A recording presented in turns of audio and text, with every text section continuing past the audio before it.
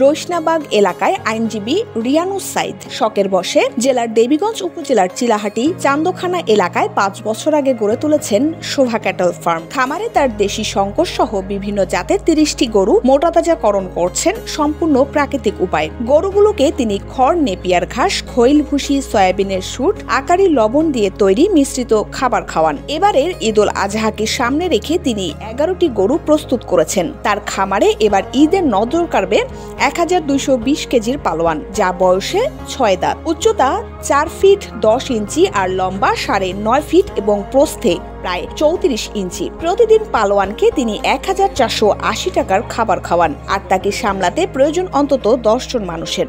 একটা জিনিস বলতে পারি, আমার খামারের যে সমস্ত গরুগুলোকে লালন পালন করা হয়েছে এগুলো সম্পূর্ণ ন্যাচারাল পদ্ধতিতেই করা। আমার খামারের সবচেয়ে বড় আকর্ষণ একটি গরু রয়েছে যেটা ১২২০ কেজির উপরে ওজন। এবার আমার এই খামারে মোট ৩০টি গরু রয়েছে। আমরা ১১টি গরু বিক্রির সিদ্ধান্ত নিয়েছি এবং আশা রাখতেছি এই গরুগুলো আমরা ন্যায্য মূল্যে বিক্রি করতে পারবো। কেননা মূলত আমি ৪টি গরু নিয়ে এই খামারটির পদচারণা শুরু হয়। পরবর্তীতে এখন আস্তে আস্তে এখানে গরুর সংখ্যা ৩০টি। উদ্যোক্তা এই আইনজীবী জানালেন, ঈদ উপলক্ষে প্রস্তুত করা গরুগুলোর দাম নির্ধারণ করেননি তিনি, তবে ক্রেতাদের পছন্দ মোতাবেক তাদের সাথে সরাসরি কথা বলে দাম নির্ধারণ করতে চান রিয়ানুস সাইদ। গরুগুলোকে পরম যত্নে লালন পালনের কথা জানালেন খামারটির তত্ত্বাবধায়ক। গরুগুলো আছে এখন ভালো অবস্থা আছে। মোটামুটি গরু এখানে ৩০ মন থেকে শুরু করে ১৭ মন, ১২ মন, ১৪ মন পর্যন্ত গরু আছে। ২১ মন, ২২ মন এবং সর্বোচ্চ ৩০ মন পর্যন্ত গরু আছে। ধরার পর গোবর ফেলাই, তারপর গরু গোসল দিই, গোসল দেওয়ার পর মনে হয় ঘাস, তারপরে গুঁড়ো দিই, গুঁড়ো দেওয়ার পর মনে হয় খেয়ার দেওয়া, তারপরে গরু তো অবশ্যই ভালো আছে। গরু আছে তোমার 30টা, হরিয়ানা আছে, বলট আছে। আমরা ওই মনে হচ্ছে কিয়া গাছ নাড়ানাড়ি করি, নাড়ার পর মনে করি যে একবার সন্তান খেয়ে কোনো হয়তো কিয়া করে না।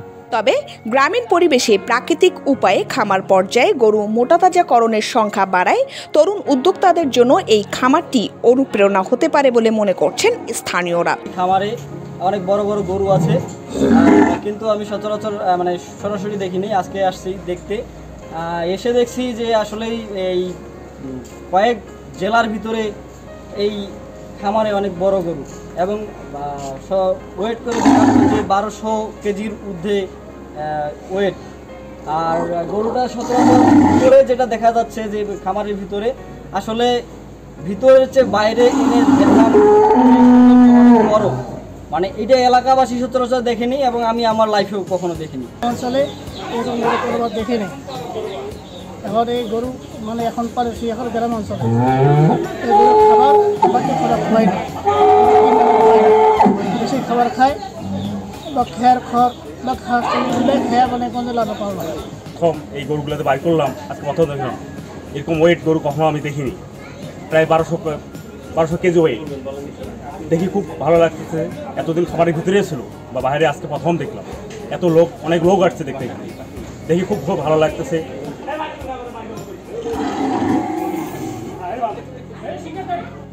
পঞ্চগড় প্রতিনিধি আবু সালেহ মোহাম্মদ রায়হানের পাঠানো তথ্য ও ভিডিও চিত্রে ইন্দ্রাণী মুখার্জি, সকালের বাণী।